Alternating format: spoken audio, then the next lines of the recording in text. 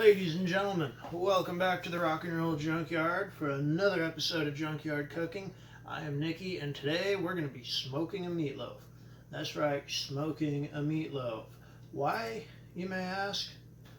Because America, that's who. Alright, let's get into it. Right, now, never you mind this mess in the kitchen. The most important part of the meatloaf is the meat. Second most important part being the loaf, of course. Here I have two pounds of ground beef, because that's all I have. This is 80-20. Here I have some vegetables. We got half of a large green bell pepper, chopped. About half of a white onion. I'm using a white onion because that's what I have. A couple cloves of crushinated garlic. And one very large jalapeno pepper, all chopped up. I think down south they call it a jalapeno. So we're going to add this to the pot, one-handed, and this is not happening. Alright, that looks a little bit better, a little bit more stable anyway, unlike myself. Alright, so we're going to add this whole vegetable mixture into the pot. And get a little bit on the stovetop too. Now, I would recommend doing this the right way with a large bowl. I don't have one of those. I have a large pot, so that's what I'm going to use. I'll clean up that mess later. Now, to that, we're going to add some breadcrumbs, about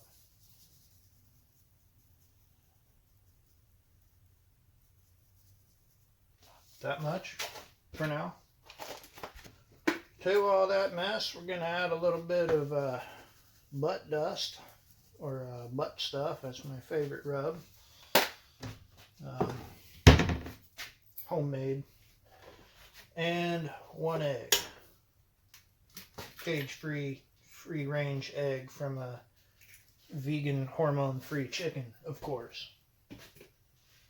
And with your clean hands, mashify everything together. Of course, I can't give you a... Oh, this meat's still frozen in the middle. I will just break it up a little bit. I thought everything was all thawed. Alright. Sort of a mashing, twisting motion. You want everything incorporatized into each other. Let all them flavors get to know each other. Or whatever. I don't know. That's the thing chefs always say, right? Now we're just going to let all those flavors get to know each other. We're just going to invite everybody to the party. Let them all hang out.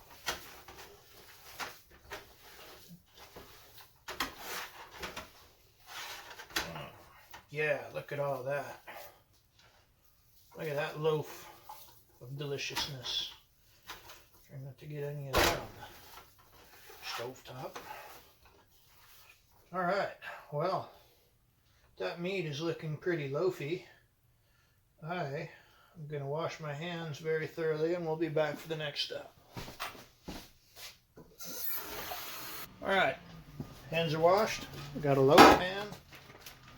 We got some bacon here. And I am going to line this loaf pan with bacon. Because I can.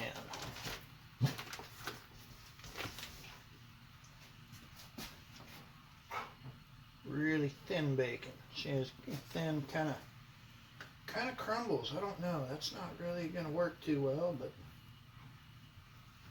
we'll get her done. I ain't afraid of no crumbly bacon. Who is outside? Some car just pulled up and I got a handful of meat. Boy, if I had $1 for every time that happened, I tell you what, I could retire.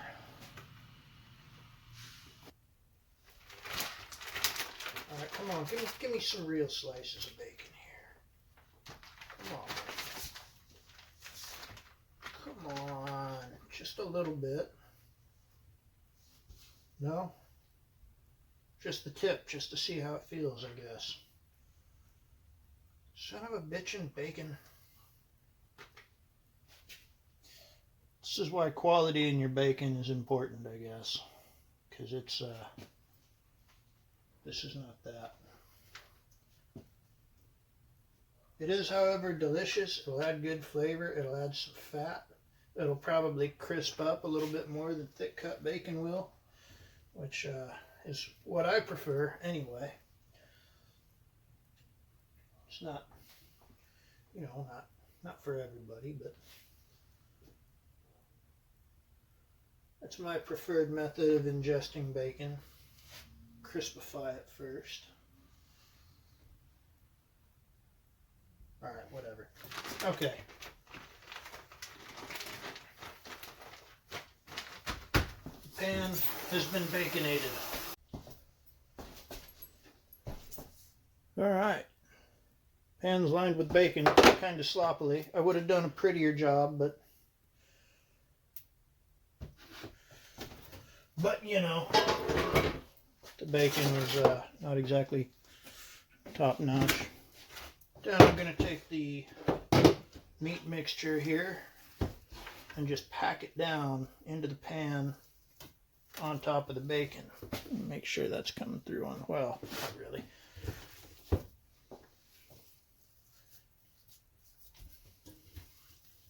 Turn that meat into a loaf.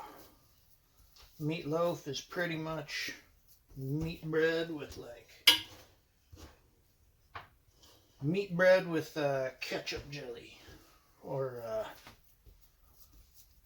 a giant meat biscuit with barbecue sauce gravy. Yeah, that's the ticket.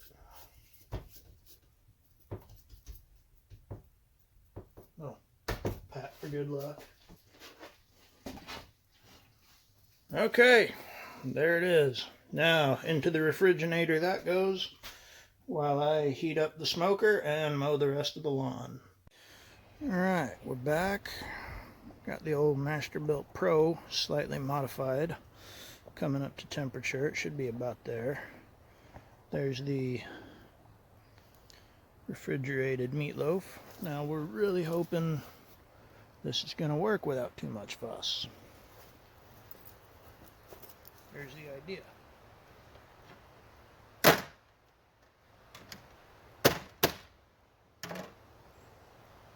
Not looking good. There we go. Alright. Look at that. Oh, you can't see that. Now you can see that. Don't that look good? So, let me redirect you here. We're going indirect. What that means, opposite the hot coals. Put the vent over the meat. Cracked a little bit. Bottom vent cracked a little bit. This thermometer, if you can read it, is not accurate anymore. It needs to be replaced. The one inside is accurate. It hasn't been in there very long, but I got about 2/3 of a basket of charcoal in there, and then the other third of a basket unlit just to keep it going. And now we leave her for about an hour. In about an hour, I'm going to rotate that pan and then probe it like an alien to try to get a reading on the internal temperature, because you want to make sure it's cooked all the way through before you bite in. So we'll be back after a few beers. One last thing. See all that smoke coming out the vent? Here I have a jar of applewood pellets. Periodically I'll just take a handful of those, throw them onto the coals. I'm going to do that a couple times within the first half hour of cooking, and after that I don't want to add any more smoke, just the resonant heat from the charcoal. So that's that. Also, this big damn thing in the background, that's my big ugly smoker that I made for making jerky and smoked cheese and smoked salt and things like that. So in case you were wondering. Right, that's it for now. We'll see you in an hour. Well, we're back. It's been a red hair over an hour. Let's see how this thing looks. Oh, look at that. It is looking good. Bacon's cooking. A lot of the fat and vegetable juices are rendering out. Let's give this a turn. Ow! Say, that's a little bit warm. Alright.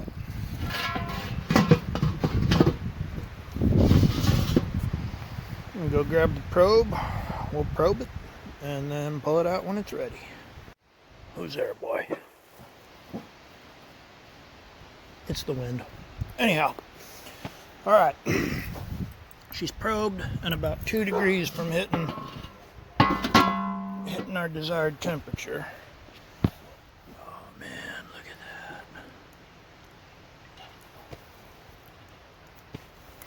that. Right in the middle, right in the thickest part there. So what we're gonna do is hit it with some barbecue sauce. Let that bake on. Bake on. Bake on the bacon. Alright, this whole one-handed approach, much like my love life, is not working out. Hang on, I'm going to put you on the tripod. There we go, that's a little better. Get some of this barbecue sauce. Snaps, again, the bacon ran off, but it's really juicy. Yeah.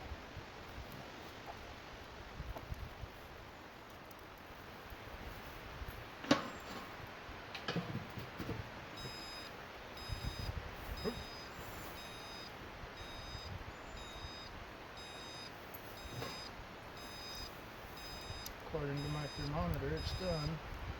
I'm going to probe a few different spots though, just to be sure.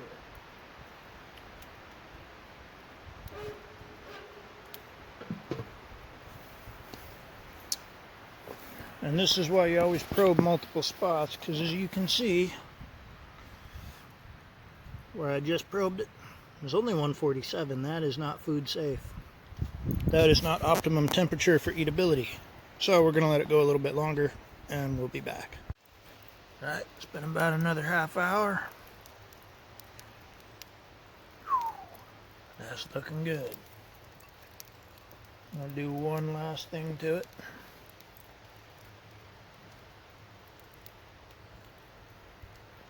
A little bit of cheddar cheese. And a little bit more cheddar cheese because I can.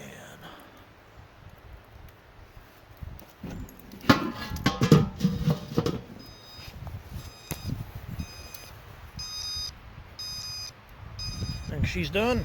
We'll pull her off and take her inside and show you what we got. Alright, there it is. Been cooling down for a couple minutes now. You can see all the stuff rendered out of the meat and the vegetables in there. So let's cut into her. See how she looks.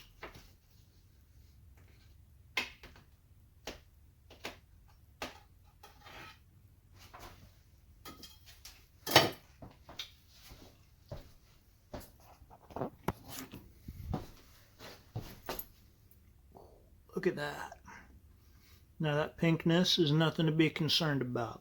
That is part of the smoke ring. That is not raw meat. Nice and thoroughly cooked. Looks amazing. Let's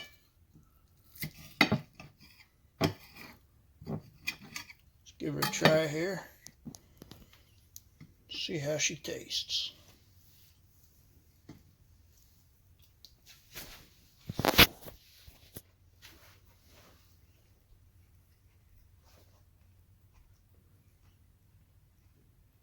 That's really good. Now, I didn't add salt or pepper or any of that, because that was all in the rub that I put in there. I didn't add Worcestershire sauce or Worcestershire sauce, Worcestershire. It all depends on what level of wrong you want to be in your pronunciation. But anyhow, I didn't put any of that in because, honestly, because I forgot. But you know what? You really can't screw that up. It's bacon wrapped barbecue sauce and cheese covered smoked meatloaf. There's no ruining that. So yeah, give it a try. Go out and make it for yourself. Maybe don't forget the Worcestershire sauce this time. Add some other stuff. One important thing I forgot to note earlier is the temperature of that kettle grill was on the offset where I had the meat opposite the hot coals was about 250 degrees the whole time. It didn't really deviate. That's about what you want. You can go maybe a little bit hotter, and you want to cook it for about 1 hour per pound, and that was about 2 pounds of meat plus the bacon. So anyway, that's that. That is that, and I am going to sit down and enjoy that. So hope you enjoyed this, and yeah, go out and make it for yourself. It's really easy to do, not terribly expensive, as long as you got a good kettle grill and some charcoal. And I'll keep doing my thing, you keep doing yours. Till next time.